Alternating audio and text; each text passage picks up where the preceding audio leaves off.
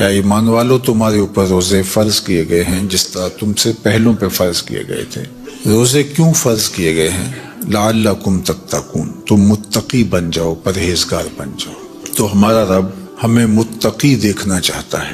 حضرت سیدنا علی المرتضیٰ رضی اللہ تعالی عنہ نے تقوی کی خوبصورت تعریف ارشاد فرمائی ہے، ہی الخوف من الجلیل، یہ اس عالی مرتبت ذات باری کے خوف کا نام ہے، اللہ سے ڈرنے کا نام ہے تقوی۔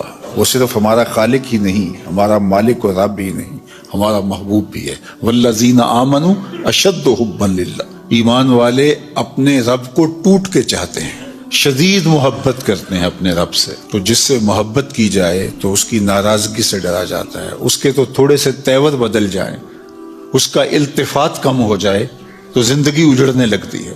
تو اللہ کا خوف بئی معنی کہ اس کی ناراضگی سے ڈرا جائے۔ اور دوسری بات ارشاد فرمائی والعمل بالتنزیل، اور اترنے والی پاکیزہ کتاب قرآن مجید پہ عمل کرنے کا نام تقوی ہے۔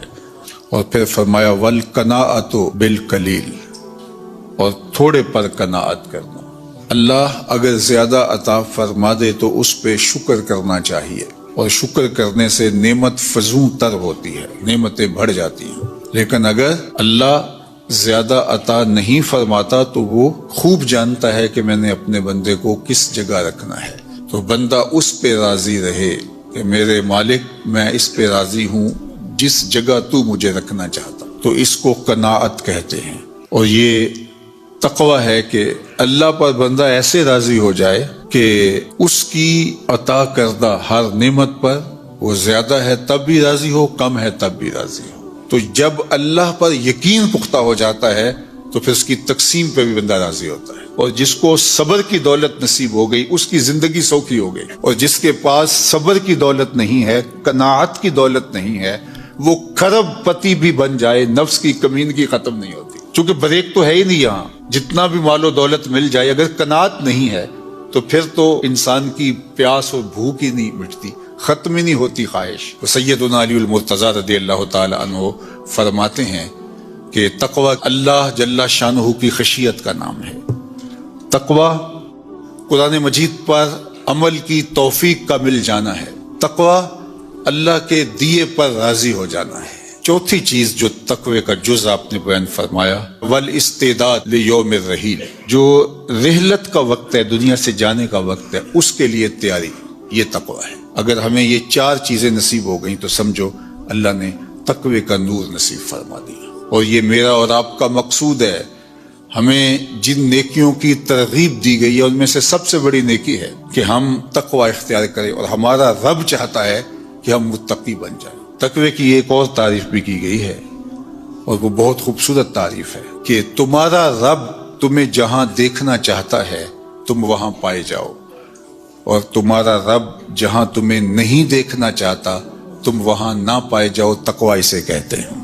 تمہارا رب تمہیں مسجد میں دیکھنا چاہتا ہے 5 وقت، تمہارا رب تمہیں خیر کے کاموں میں دیکھنا چاہتا ہے، تمہارا رب تمہیں بیمار کے سرہانے دیکھنا چاہتا ہے، تمہارا رب برہنہ بدن اور بھوک اور پیاس سے تڑپتے ہوئے لوگوں کی مدد کرنے کے لیے ان کی دہلیز پر پہنچا ہوا دیکھنا چاہتا ہے، تمہارا رب تمہیں خیر کے کاموں میں منہمک دیکھنا چاہتا ہے، وہاں تم پائے جاؤ، وہاں سے خیر حاضری نہ ہو۔ اور جہاں تمہارا رب تمہیں نہیں دیکھنا چاہتا تو وہاں تم پائے ہی نہ جاؤ۔ تمہارا رب تمہیں کسی ایسی جگہ پہ نہیں دیکھنا چاہتا جو تمہارے منصب کے لائق نہیں ہے، اس نے تمہیں دستے قدرت سے بنایا ہے، اللہ اکبر۔ تو وہ کیسے اپنے شاہکار کو کسی گندی جگہ پہ دیکھنا چاہے گا، کسی غلاظت کے ڈھیر پہ دیکھنا چاہے گا؟ جہاں بدکاریوں کا ماحول ہوگا وہ اپنے شاہکار کو وہاں کیسے دیکھنا چاہے گا؟ تو تقوی یہ ہے جہاں تمہارا رب تمہیں دیکھنا چاہے وہاں تم پائے جاؤ، اور جہاں تمہارا رب تمہیں نہ دیکھنا چاہے وہاں تم موجود نہ پائے جاؤ۔ اگر یہ دولت حاصل ہوگی تو سمجھو اتقاء کا نور نصیب ہو گیا۔ روزہ صرف اکل و شرب سے رک جانے کا نام نہیں ہے، یہ اپنے کانوں کو بھی روزہ دار بنانا ہوتا ہے، اپنی زبان کو بھی روزہ دار بنانا ہوتا ہے، اپنی آنکھوں کو بھی روزہ دار بنانا ہوتا ہے۔ تمہارا ایک ایک عمل، تمہارا ایک ایک رویہ، تمہاری ایک ایک حرکت، تمہاری ایک ایک سکنت روزے سے ہو جائے۔ تو یہ پورا جسم سر سے لے کر پاؤں تک جب روزہ دار ہوگا تو پھر وہی روزہ ہے جس کے بارے میں فرمایا گیا ان اللہ و ملائکتہ یصلون علی المتسحرین. سنو اگر روزہ ہو تو پھر اس کا جمال کیا ہے، اس کا پروٹوکول کیا ہے. فرمایا اللہ روزہ رکھنے کے لیے جو سحری کرنے بیٹھتے ہیں ان پہ رحمتوں کا نزول فرماتا ہے کہ یہ بندہ اب روزہ رکھنے لگا ہے، اب اس کی آنکھ نہیں بھٹکے گی، اب اس کا خیال نہیں بہکے گا، اب اس کی سوچوں میں آوارگی نہیں آئے گی، اب اس کی زبان جھوٹ نہیں بول سکتی، یہ غیبت نہیں کر سکتی، یہ کسی کا برا نہیں سوچ سکتا، اس کے اٹھنے والے قدم خیر کی طرف ہی جائیں گے اور اس کے اٹھنے والے ہاتھ ظلم جبر اور جور سے باز رہیں گے. اب یہ اپنے آپ کو روزے کے حصار میں لے کے آ رہا ہے اور تقوی کے نور سے مالا مال ہو رہا ہے، تو اللہ خود بھی اور فرشتوں کو بھی حکم دیتا ہے میرا بندہ سحری کرنے بیٹھا ہے تم اس کے اوپر رحمتیں نچاور کرو. کیا لمحے ہوتے ہیں جب اللہ رحمتیں بندوں کے اوپر نچاور کر رہا ہوتا. لیکن جس نے روزہ صرف بھوک اور پیاس کا ہی رکھا، روزے کی مقصدیت کو ہی نہ سمجھا، تو اللہ کے محبوب کا فرمان سن لیجئے. ایک تو یہ ہے ان اللہ و ملائکتہ یصلون علی المتسحرین، اور دوسرا فرمایا من لم یدع قول الزور والعمل به فلیس للہ حاجۃ فی ان یدع طعامہ و شرابہ. جس نے جھوٹ اور برے کام نہیں چھوڑے اس کے بھوکا اور پیاسا رہنے کی اللہ کو کوئی ضرورت نہیں ہے. وہ بھوک کاٹے پیاس کاٹے اللہ کو اس کی کوئی ضرورت نہیں ہے، چونکہ یہ خوراک بچاؤ مہم تو ہے ہی نہیں. وہ تو مومن کے رزق میں اضافہ کر دیتا ہے، وہ چاہتا ہے کہ تم پھر روزے سے ہو. اللہ اکبر. فرمایا روزہ دار جب کسی سے بات کرے اور وہ آگے سے الجھنا چاہے تو فرمایا روزہ دار آگے سے ایک ہی جملہ بولے انی صائمون، میں روزہ رکھا ہوا ہے. تو جب میں روزہ رکھا ہوا ہے تو تم لڑنا چاہتے بھی ہو تو میں نہیں لڑ سکتا. اللہ اکبر. یہ ذات کی لڑائی ہے، یعنی اپنی ذات کے لیے میں نہیں لڑ سکتا. اور اللہ کے لیے اگر تلوار اٹھانے کی بات ہو پھر بدر والوں کو دیکھ لو، حالت روزہ کے اندر بھی اللہ کے دین کے پرچم کو کیسے اونچا کرتے ہیں. تو تقویٰ کیا ہے؟ تقویٰ اپنے آپ کو ان گناہوں سے بچانا ہے جو اللہ جل شانہ کی ناراضگی کا سبب و ذریعہ ہوتے ہیں. سورہ طلاق میں ارشاد فرمایا وَمَن يَتَّقِ اللَّهَ يَجْعَل لَّهُ مِنْ أَمْرِهِ يُسْرًا. جو تقویٰ اختیار کرتا ہے پھر اللہ جل شانہ اس کے کام آسان فرما دیتا، زندگی سوکھی ہو جاتی ہے. اس سے ڈرنے والا پھر کسی اور سے نہیں ڈرتا، اس کی فرما برداری کرنے والا آسودگی میں زندگی بسر کرتا ہے. پھر ارشاد فرمایا یا ایھا الذین آمنوا ان تتقوا اللہ. اے ایمان والو اگر تم اللہ سے ڈرنے لگ جاؤ گے، تقوی اختیار کرنے لگ جاؤ گے تو پھر کیا ہوگا؟ یجعل لکم فرقانا. وہ تمہیں فرقان عطا کر. فرقان کیا ہے؟ حق و باطل میں تمیز کرنے کی صلاحیت نصیب ہو جانا، اچھائی برائی میں نکھیڑا کرنے کی صلاحیت کا مل جانا. کئی لوگوں کو ساری زندگی معرفت ہی نہیں ہو پاتی کہ اچھائی کیا ہے اور برائی کیا ہے. میں نے پڑھے لکھے لوگوں کو بھی دیکھا ہے کہ ایک جاہل بابے کے جا کے قدموں میں بیٹھے ہوئے ہوتے ہیں. ایسے لوگ کہ جو اچھے مسلمان تو دور کی بات ہے اچھے انسان کہلانے کے بھی لائق نہیں ہیں، جنہوں نے جنابت کا غسل بھی نہیں کیا ہوتا، تو کچھ لوگ ان کو بھی اللہ کا ولی سمجھ رہے ہوتے ہیں. کیوں سمجھ رہے ہوتے ہیں؟ اس لیے کہ یہ خود متقی نہیں ہے، اللہ ان کو امتیاز کرنے کی صلاحیت ہی عطا نہیں کرتا. تو فرمایا کہ اگر کوئی تقوی کے نور سے مالا مال ہو جاتا ہے اللہ اس کو فرقان عطا کرتا ہے، اور یہ بہت بڑی دولت اللہ کسی بندے کو عطا فرمائی. اور وہ کیا ہے؟ حق اور باطل میں تمیز کی صلاحیت، خیر اور شر میں امتیاز کی صلاحیت. یہ اللہ اس شخص کو عطا فرماتا ہے جو اتقاء کے نور سے مالا مال ہوتا ہے. وَيُكَفِّرْ عَنْكُمْ سَيِّئَاتِكُمْ. اللہ تقوی کی برکت سے تمہارے سارے گناہوں کو معاف بھی فرما دیتا ہے، تمہیں ستھرائیاں دے دیتا ہے.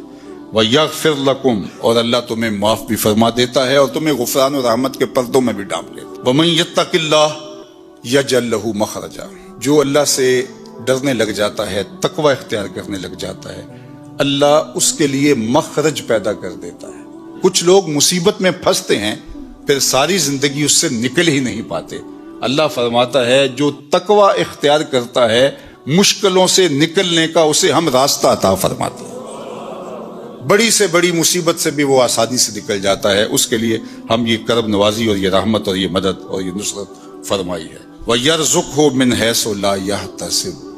اور اللہ اس کو وہاں سے رزق دیتا ہے جہاں سے گمان بھی نہیں ہوتا، اسے تصور بھی نہیں ہوتا کہ یوں بھی وہ رزق کے دروازے کھول سکتا ہے. تو فرمایا اللہ سے ڈرنا سیکھ لو، پھر تمہاری مشکلوں میں وہ راستے بھی کشادہ فرمائے گا، اور اللہ جل شانہ تمہارے لیے اپنی کرم نوازیوں کے در بھی کھول دے گا۔ حضرت معاذ بن جبل رضی اللہ تعالیٰ عنہ کو اللہ کے محبوب نے جب یمن کا قاضی بنا کر کے رخصت کیا تو ان کو گھوڑے پہ سوار کیا، اور خود حضور ساتھ پیدل چل رہے تھے، اور معاذ بن جبل رضی اللہ تعالیٰ عنہ کو وصیتیں کرتے جا رہے تھے، اور فرمایا معاذ یوں فیصلے کرنا، یوں فیصلے کرنا، یہ سب ارشاد فرما رہے تھے۔ کچھ آگے چل کے حضور نے فرمایا جب تم واپس پلٹو گے تو میری قبر کے قریب سے گزرو گے۔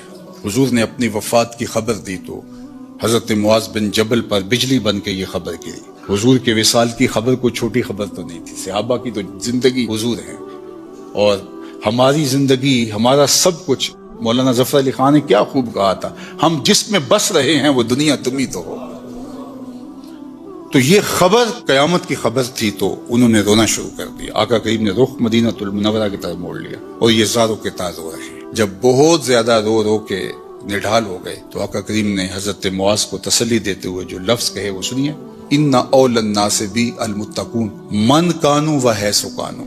معاذ پریشان ہونے کی ضرورت نہیں ہے، میں اپنے متقی غلاموں کے ساتھ ہوں، من کانوا و حیث کانوا، وہ جو بھی ہوں اور جہاں بھی ہوں، تو انہیں معیت رسول بھی حاصل ہے جو تقوی کے نور سے مالا مال ہے۔ حضور کا قرب نصیب ہوتا ہے انہیں، اور اللہ کی قربت بھی انہیں نصیب ہوتی ہے جو تقوی کے نور سے مالا مال ہے۔ وَاعْلَمُوا أَنَّ اللَّهَ مَعَ الْمُتَّقِينَ، اللہ تعالیٰ متقیوں کے ساتھ ہے، ان کو اپنی معیت عطا کر دیتا ہے۔ اور مجھے بتاؤ، جس کو اللہ نے اپنا قرب دے دیا، اپنی معیت کا جمال عطا کر دیا، پھر کوئی چیز پیچھے رہ گئی؟ اس لیے ہمارا دین ہمیں اتقاء کے نور سے مالا مال ہونے کی تلقین کرتا ہے، اور ہمیں بتایا گیا ہے کہ اپنی زندگی کو اللہ اور اس کے رسول کی محبت میں ان کے بتائے ہوئے احکام کے مطابق بسر کرنے کی کوشش کرو۔ اللہ تعالیٰ نے یہ ماہ سیام ہمیں عطا کیا ہے، یہ برکتوں بڑا مہینہ، اور اس مہینے میں تقوی حاصل کرنا مشکل نہیں، آسان کر دیا گیا ہے۔ روزے کے ذریعے سے اللہ تعالیٰ نے ہماری مدد فرمائی ہے۔ ماہ سیام کی اپنی برکتیں اور اعمال کے ثواب کو 70 گنا کر دیا گیا ہے۔ شیاطین کو جکڑ کر کے ہمارے لیے نیکی کرنے کے راستے اور آسان فرما دیے گئے ہیں، اور اس سے بڑا بدبخت کوئی نہیں جو ایسے مبارک لمحوں کو بھی ضائع کر دے اور برباد کر بیٹھے۔ اس لیے مجھے اور آپ کو اس مہینے کو بھرپور انداز سے بسر کرنا ہوگا، دن کے اجالوں میں اور رات کی تنہائیوں میں۔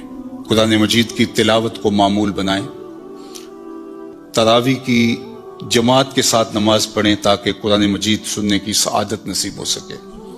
5 گانا نماز صف اولا میں تکبیر اولا کے ساتھ پڑھنے کا مزاج پیدا کریں، اس کے لیے آپ کو بہت ساری برکتیں نصیب ہوگی، اور یہ عادت پختہ ہو گئی تو پورا سال آپ کے ساتھ جڑی رہے گی۔ اسی طرح نظر کی حفاظت تو ہو ہی رہی ہے، اور زبان کی حفاظت بھی ہو رہی ہے، اور دیگر اعمال خیر کی توفیقات بھی نصیب ہیں۔ یہ اتقاء کا نور جو اللہ تعالیٰ ودیت کرتا ہے اس مہینے کے اندر، اس کی لوٹ سیل رحمتوں سستے میں وہ دیتا ہے اپنی رحمتیں۔ ویسے بھی تو اس کی رحمتوں کا عموم ہے، لیکن یہ مہینہ تو اس کی خاص رحمتوں کا ہے۔ تو آئیے اس مہینے کو بھرپور انداز سے بسر کیجئے، اور اس مہینے کے دامن سے پھوٹتی ہوئی ضیائیں، برکتیں، بالخصوص تقوی کا نور جو اس مہینے کے ساتھ جڑا ہوا ہے خاص طور پہ، اس کو اپنی زندگی میں اتار کے ہم تقوی کے اجالوں سے مالا مال ہو جائیں۔ کتنا اچھا اعزاز ہے جو ہمارے ساتھ لگ جائے کہ اللہ جل شانہ ہمیں متقیوں کی فہرست میں شامل فرمائے۔ بلکہ اہل ایمان کو تو یہ دعا ترغیب دی گئی ہے کہ وہ کہے وَجَعَلْنِي لِلْمُتَّقِينَ اماما، اللہ مجھے متقیوں کا امام بنا دے۔ تو ہمیں اپنے آپ کو صالح اعمال کے ساتھ جوڑنا ہوگا، اپنی زبان کی، آنکھوں کی، رویوں کی، ہاتھوں کی، پاؤں کی اور دیگر اعضاء بدنیہ کی ہم کو حفاظت کرنا ہوگی۔ اللہ جل شانہ مجھے اور آپ کو اس کی برکت نصیب فرمائے۔ محبت کے دم سے دنیا میں حسن ہے تو یہ درد، لیکن یہ میٹھا درد ہے۔ اقبال نے کہا تھا قید میں پہنچا تو حاصل مجھ کو آزادی ہوئی، دل کے لٹ جانے سے اس گھر کی آبادی ہوئی۔ شیشہ ٹوٹ جائے تو بے قیمت ہو جاتا ہے، لیکن اللہ نے یہ کائنات ایسی رکھی ہے جتنا زیادہ ٹوٹتا ہے اتنی ہی قیمت بڑھ جاتی ہے۔ تو بچا بچا کے نہ رکھ اسے، تیرا آئینہ ہے وہ آئینہ کہ شکستہ ہو تو عزیز تر ہے نگاہ آئینہ ساز میں. اور یہ محبت حضرت انسان کو اگر نصیب ہے تو وہ زندگی کا جمال اور زندگی کا حسن پا گیا. اور جو سینہ محبت سے خالی ہے وہ سینہ ہی نہیں ہے، بنجر ہے. اس کائنات میں حقیقی محبت جو حضرت انسان کو ودیعت کی گئی وہ رب کی محبت ہے. اور اہل ایمان کا تعارف اس انداز سے کروایا گیا کتاب رحمت میں، والذین آمنوا اشد حبا للہ. اہل ایمان سب سے زیادہ محبت اپنے رب سے کرتے ہیں، شدید محبت، ٹوٹ کے چاہتے ہیں اپنے رب. شدید محبت کا یہ بھی ترجمہ کیا جا سکتا ہے کہ بے شک اللہ جل شانہ سے اہل ایمان عشق کرتے ہیں. عشق امتحان لیتا ہے، عشق کو تقاضوں سمیت نبھانا پڑتا ہے. عاشق ہر کوئی آکھے پر عاشق بندا مر کے، زہر پیالہ کوئی نہیں پیندا پر عاشق پیندا پر کے. اور آپ تاریخ اٹھا کے دیکھ لیں، اہل محبت نے اپنے رب سے جیسی محبت کی ہے اس کی مثال نہیں ملے گی. اس کا حکم آیا تو بیٹے کی گردن پہ چھری رکھ دی. یہ محبت کا منظر ہے، کوئی تماشا لب بام تھوڑا ہے. اور قرآن نے پھر اس منظر کو بیان کیا، فلما اسلما وتلہ للجبین. جب دونوں راضی ہو گئے باپ بیٹا. اسلما، اسلام اس کو کہتے ہیں. اپنی من مانی کا نام اسلام نہیں ہے، مالک کے حکم پہ گردن کو جھکا دینے کا نام ایمان. یہاں اسلام کو سمجھو. ہم تو کہتے ہیں کہ جی بہت مشکل ہے آج کل دین پہ چلنا. تمہارے لیے کیا مشکل ہے؟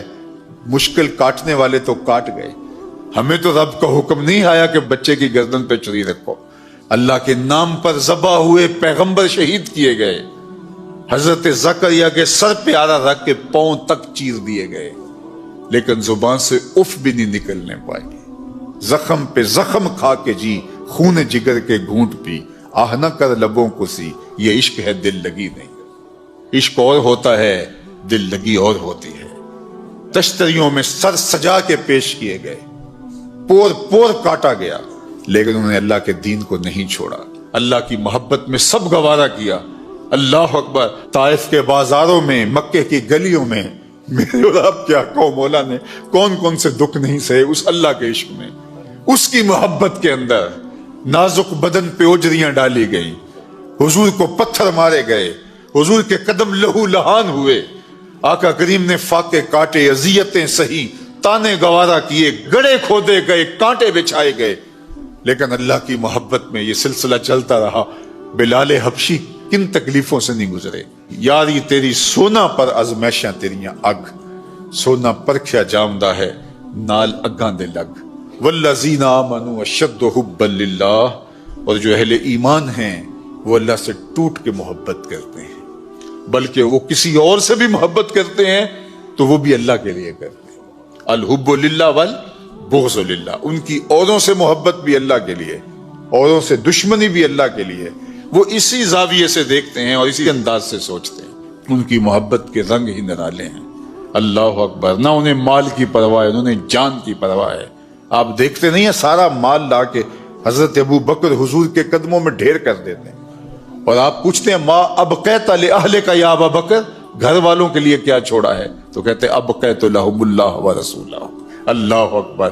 تو یار محبت یک طرفہ نہیں ہوتی، محبت اس طرف سے بھی ہوتی. غالب نے کہا تھا نا، وفا کیسی کہاں کا عشق، جب سر پھوڑنا ٹھہرا تو پھر اے سنگ دل تیرا ہی سنگ آستاں کیوں ہو. تو محبت تو وہاں کی جاتی ہے جہاں محبت کا مول بھی ڈالا جائے. تو یار اگر بندے اس سے ٹوٹ کے پیار کرتے ہیں، اس سے محبت کرتے ہیں، تو اللہ جل شانہ جو بندوں سے پیار کرتا ہے، جو بندوں سے محبت کرتا ہے، اور جو ناز برداریاں اس نے فرمائیں، اللہ اکبر، کیا اس کا کوئی بدل ہو سکتا ہے؟ جب ساری دنیا رد کر دے تو مالک کی دہلیز پہ جب بندے آ جائیں تو مالک یہ نہیں پوچھتا کہ اب کیوں آیا ہے، اب تیرے پاس رہا کیا ہے کہ اب میرے پاس آ گیا. وہ کہتا ہے فرشتوں دیکھو یہ بندہ آخر میرے پاس ہی آیا ہے نا، میرا تھا تو میرے پاس ہی پلٹ کے آیا ہے نا. ساری زندگی اس کی نافرمانیاں کرنے والا اس کی دہلیز پہ تو آئے. مالک کہتا ہے میرا بندہ آیا تو ہے میری چوکھٹ پہ، یارو ہم نے جانا تو ہے اس کی چوکھٹ پہ. پھر جو کفن میں منہ چھپا چھپا کے جاتے پھریں گے، اچھا نہیں ہے کھلے منہ سے آ جائیں.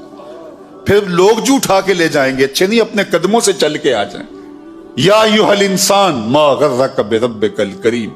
اس کی رحمتیں آواز دیتی ہیں، انسان تو کریم رب کی دہلیز سے کیوں دور ہو گیا ہے؟ ما غرکا، کس چیز نے تجھے مغرور کیا؟ دولت نے، حسن نے، اقتدار نے، منصب نے، افراد کی کثرت نے، کڑیل جوانی نے، بازوؤں نے، طاقت نے، حمایت نے، کس چیز نے تجھے رب سے بے نیاز کر دیا؟ آجا پلٹ کے، ما غرک بربک الکریم، آجا تیرا رب بڑا ہی کریم ہے۔ وہ یہ نہیں دیکھے گا کہ تو نے ماضی کہاں گزارا، وہ یہ دیکھے گا میرا بندہ پلٹ کے میری چوکھٹ پہ آیا، بلکہ اس کا وعدہ ہے جب بندہ گناہوں سے توبہ کرتا ہے تو نہ صرف میں اس کے گناہ معاف کرتا ہوں، گناہوں کو بدل کے نیکیوں میں تبدیل کر دیں، تو جتنا بڑا بدکار تھا اتنا بڑا نیکوکار ہو جاتا ہے۔ وہ کیا بد نصیب شخص ہے جو مالک کی دہلیز سے منہ موڑتا ہے، جس کو اس کے حضور سجدے کی توفیق نصیب نہیں ہوتی، اس کی نعمت کے خوان پہ پلتا ہے، اس کے دسترخوان سے نعمتیں اٹھاتا ہے، اس کی طرف سے عطا کردہ صحت اور زندگی کا جمال اور بہاریں سب کچھ میسر ہے اور لطف اندوز ہوتا ہے، لیکن ادھر اذان ہوتی ہے اور اس کے قدم اللہ کے گھر کی طرف نہیں اٹھتے، اس کی رحمتیں آواز دے رہی ہیں، او بندے آجا پلٹ، آنا تو تو نے ہے ہی، لیکن آج آجا، اس کی رحمتیں تجھے آواز دے رہی ہیں۔